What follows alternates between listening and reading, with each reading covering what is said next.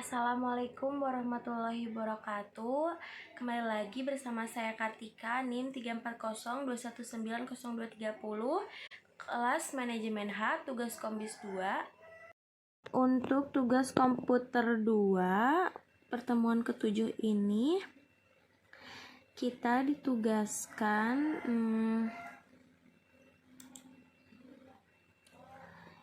materi perkuliahannya yaitu menghitung Profitability Index atau PI. Nah, Profitability Index atau PI ini adalah metode menghitung perbandingan antara nilai arus kas bersih yang akan datang dengan nilai investasi yang sekarang. Profitability Index harus lebih besar dari 1 baru dikatakan layak. Semakin besar PI, investasi semakin layak. Nah, selanjutnya break even point atau BEP. Analisis BEP merupakan sarana untuk mengetahui pada jumlah produksi berapa total RP sama dengan total cost. Ini menghitung break even point. Ini rumusnya. Nah, sekarang profitability ratio atau PR digunakan untuk mengukur tingkat efektivitas pengelolaan atau manajemen perusahaan yang ditunjukkan oleh jumlah keuntungan yang dihasilkan dari penjualan dan investasi. Di antaranya profit margin, earning power, return of investment, dan rentabilitas modal sendiri. Nah, ini rumusnya. Ada 4.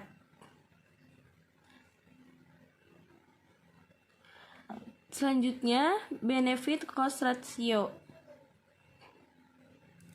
yaitu merupakan suatu analisa pemilihan proyek yang bisa dilakukan karena mudah, yaitu perbandingan antara benefit dengan cost. Kalau nilainya kurang, maka proyek itu tidak ekonomis, dan ini pun ada rumus-rumusnya. Ini untuk pekerjaannya. Kita menghitung ini di aplikasi Excel seperti biasa. Nah, sekarang kita ke PI atau Profitability Index. Nah, yang cash inflow ini diambil dari yang kemarin, sama aja ini, dan diskon faktor rumusnya yaitu sama dengan 1 per kurung buka 1 tambah ini, jangan lupa dikunci dan dibagi tahun, dan seperti ini. Yang present value yaitu dari cash flow kali diskon faktor. Yang ini juga sama, yang ini yang mesin B, rumusnya sama. Yang diskon faktor sama dengan 1 per kurung buka 1 tambah ini tingkat bunga kurung tutup bagi yang tahun keberapa, dan langsung tarik aja. Ya, yang present value cash inflow kali diskon faktor. Dan sekarang menghitung profitability index, yaitu gimana hasilnya bisa seperti ini. Rumusnya kita coba.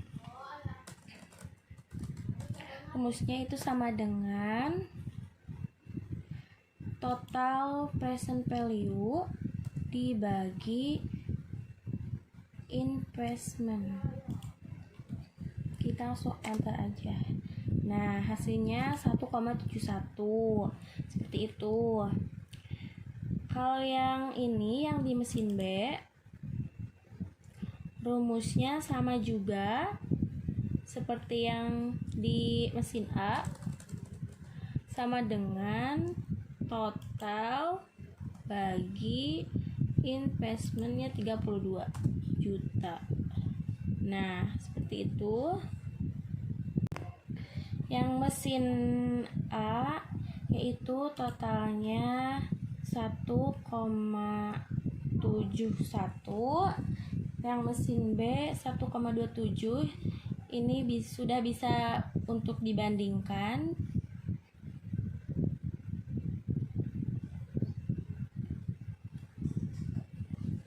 Nah, dipilih PI-nya yang lebih besar, yaitu adalah mesin A. Mesin A lebih besar daripada mesin B, yaitu 1,71. Selanjutnya ke BEP. Selanjutnya ke BEP. Ini studi kasusnya.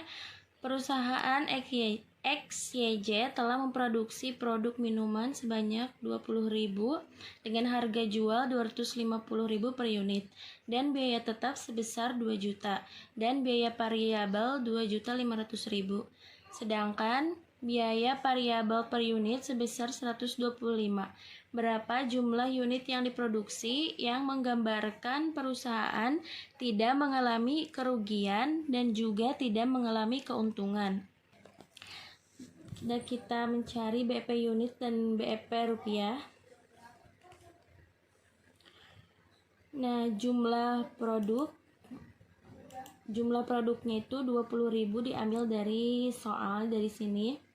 Produksi produk minuman sebanyak 20.000. Lalu harga jual per unitnya 250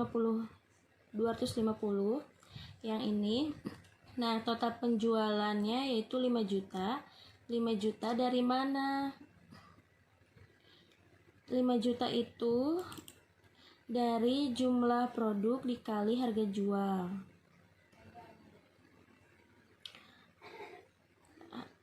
20.000 dikali 250 sama dengan 5 juta. Nah, sekarang biaya tetap. Biaya tetap yaitu 2 juta. Total biaya variabelnya yaitu 2.500.000. Nah, biaya variabel per unitnya 125.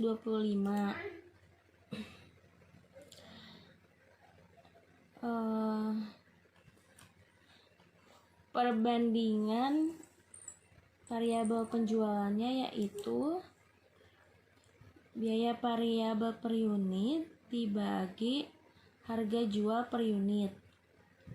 Yang ini.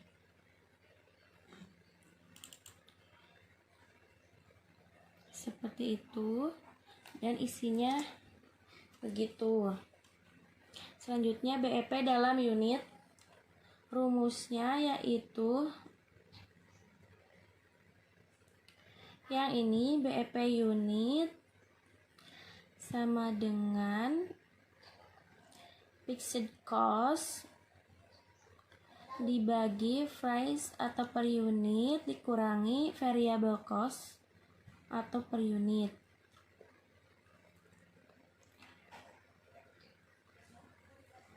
Fixed cost itu biaya tetap. Jadi rumusnya ini sama dengan biaya tetap dibagi kurung buka harga jual per unit dikurangi total biaya variabel per unit kurung tutup, dan hasilnya segini. Sekali lagi, BEP unit ini rumusnya. BEP unit, BEP rupiah, rumusnya fixed cost kurangi variable cost per unit bagi price per unit. Nah,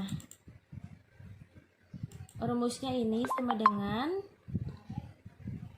biaya tetap dibagi dalam kurung 1 dikurangi biaya variabel per unit dibagi harga jual per unit, yaitu 250.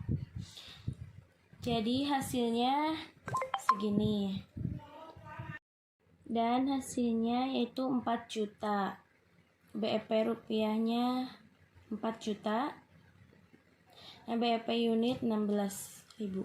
Artinya perusahaan tidak mengalami untung dan tidak mengalami kerugian pada saat jumlah unit yang dihasilkan mencapai 16 unit. Perusahaan tidak mengalami untung dan tidak mengalami kerugian pada saat keuntungan atau laba mencapai 4 juta. Nah, ini rumus BEP-nya, pengerjaannya sudah tadi dijelaskan seperti itu.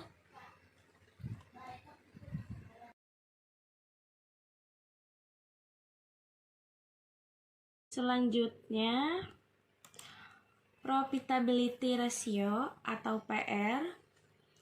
Nah, ini yang pertama soalnya dari buku tadi, profit margin. PT Nisrina Sidkin Alia mempunyai data sebagai berikut. NOI tahun 2011, NOI itu laba bersih sebesar 4 juta. NS tahun sebesar 24 juta.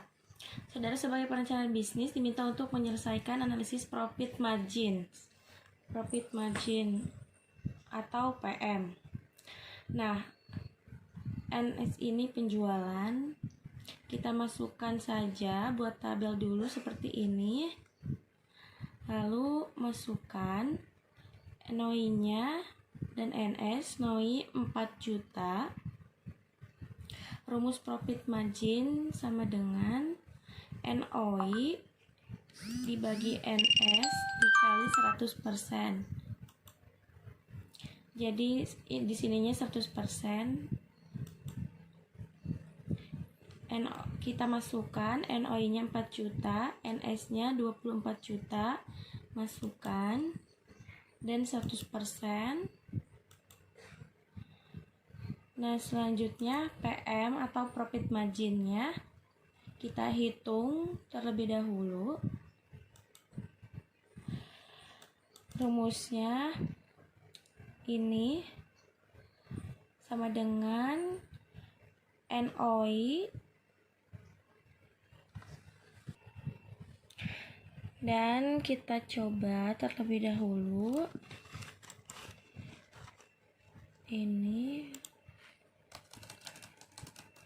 sama dengan NOI dibagi NS lalu dikali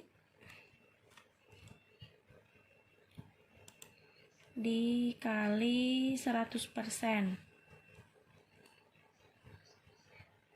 Hasilnya masuk enter. Hasilnya 16,7%. Udah dapat hasilnya.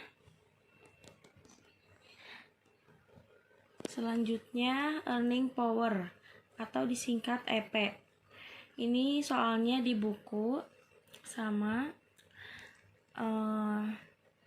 WAPA mempunyai data sebagai berikut. NOI tahun 2011 sebesar 4 juta rupiah, TA tahun 2011 sebesar 15 juta. TA ini yaitu total asetnya 15 juta.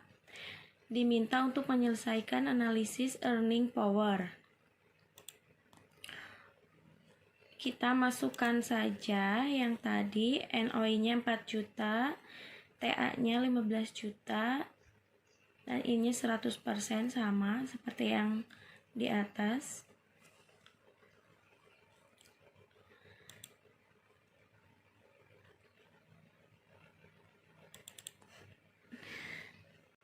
Sama dengan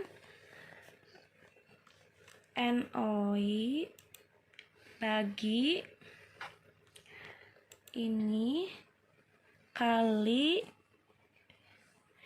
100%. Enter. 26,7%. Sekali lagi, yang ini rumusnya NOI bagi TA kali 100%, hasilnya 26,7%. Selanjutnya, return on investment. Si Pikesha mempunyai data sebagai berikut. NOI tahun 2011 sebesar 4 juta dan TI tahun 2011 sebesar 12 juta.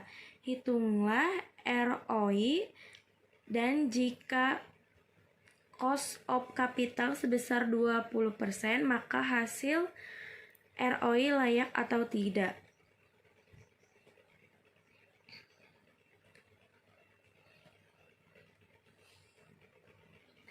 Dan rumusnya yaitu sama dengan NOI bagi TI dan dikali 100%. Nah, hasilnya yaitu 33%. Hasil ROI 33%, maka dinyatakan layak.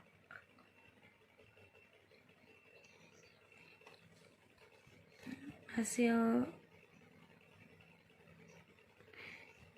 jika cost of capital sebesar 20%, maka hasil ROI layak atau tidak. Karena ini lebih dari 20%, maka dinyatakan layak. Selanjutnya, rentabilitas modal sendiri. Dendi Santosa mempunyai data sebagai berikut. Net operating income atau penjualan bersih tahun 2011 sebesar 10 juta, interest bunga sebesar 56%, tax atau pajak sebesar 10%, dan modal tahun 2011 sebesar 20%. 20 juta rupiah maksudnya. Diminta untuk menyelesaikan rentabilitas modal.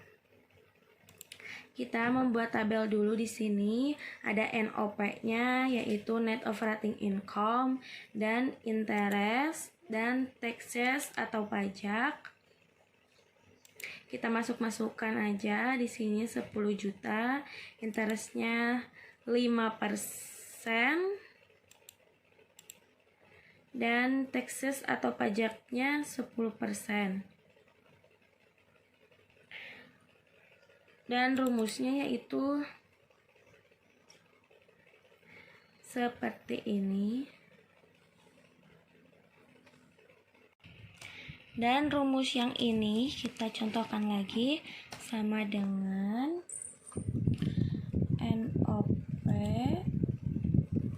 kurangi kurung buka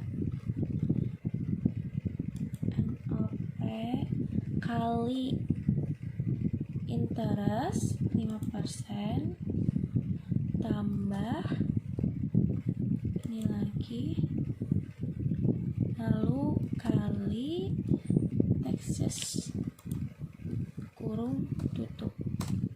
Nah, hasilnya segitu, 8.500.000. Dan ini hasilnya EAT 8.500.000. Nah, masukkan seperti ini, EAT modal sendiri atau MS, dan 100% EAT-nya 8.500.000 dari sini ya. Hasilnya udah ada, udah ketemu. Nah, modal sendirinya 20 juta diambil dari soal yang ini. Lalu selanjutnya rumus rentabilitas modal sendiri. Rumusnya yaitu kita ulangi lagi, sama dengan kurung buka EAT dibagi MS atau modal sendiri kurung tutup kali 100%. Nah, hasilnya segitu, 42,5%. Dan sekarang bagian benefit cost ratio.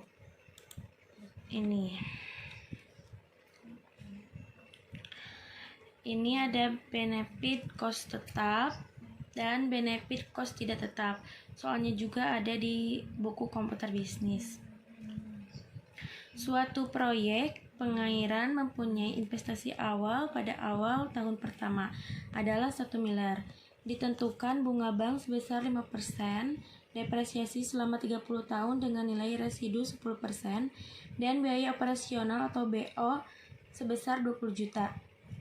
Keuntungan proyek pengairan tersebut sebesar 126 juta per tahun. Hitunglah B atau P/C ratio dari proyek pengairan tersebut di atas. Dan kita buat tabel seperti ini.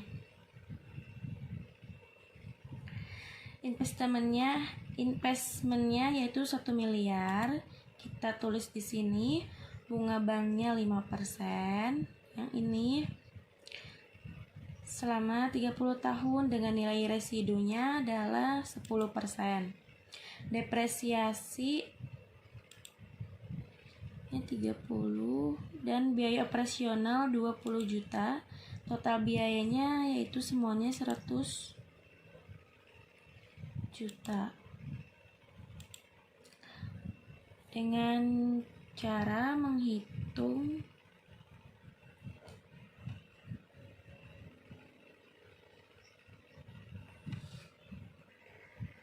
yang ini rumusnya ini ya di sini. Nah, selanjutnya ini benefit per tahun. Tadi kan ada di soalnya. Nah, ini pengairan tersebut sebesar 126 juta. Nah, sekarang menghitung ini rumusnya yaitu kita ulangi lagi.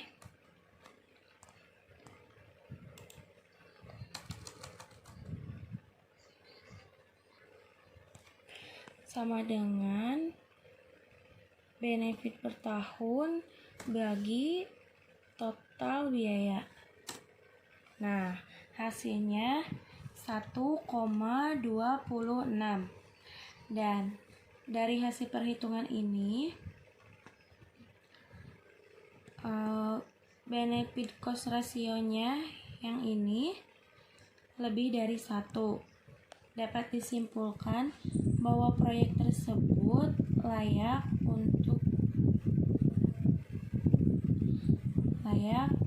atau feasible.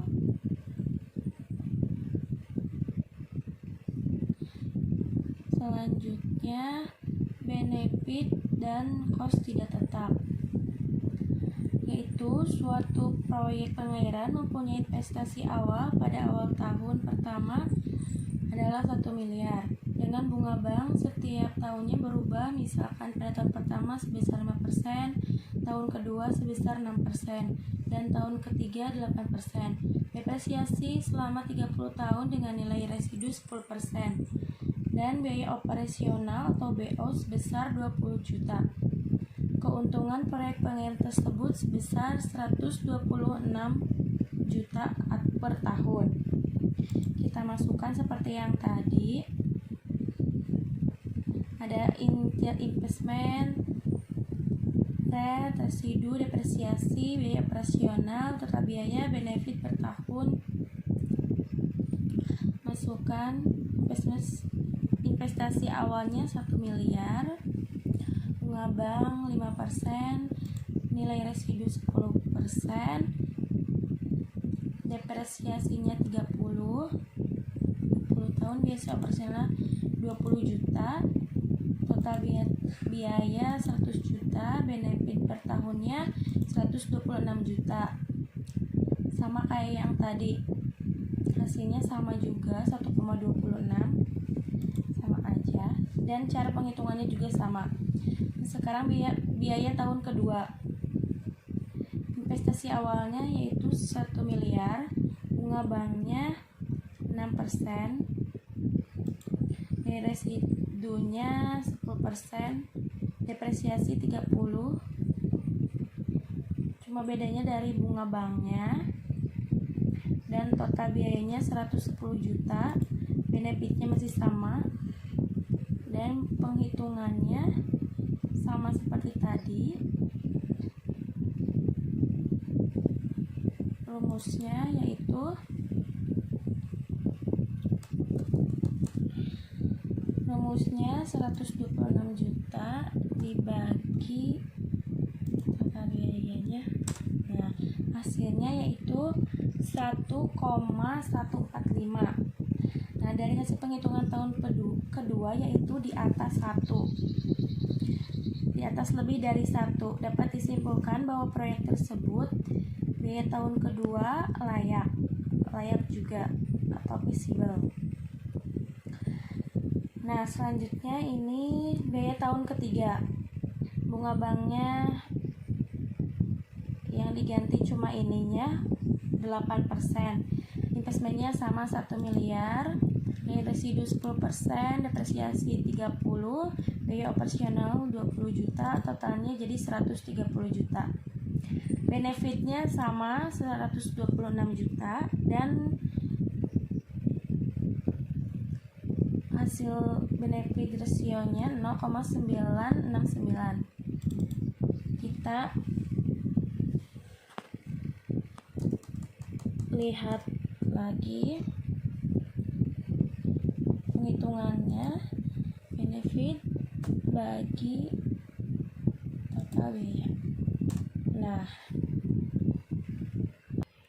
Nah, hasilnya 0,69 untuk biaya tahun ketiga. Nah, dapat disimpulkan dari biaya tahun ketiga ini itu kurang dari 1 karena 0,969, dan disimpulkan bahwa biaya tahun ketiga itu dinyatakan tidak layak karena kurang dari 1. Nah, jadi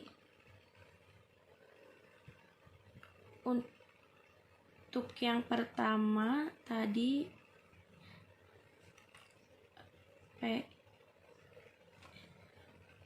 mungkin cukup sekian yang bisa saya sampaikan untuk tugas Kombis 2 pertemuan kali ini.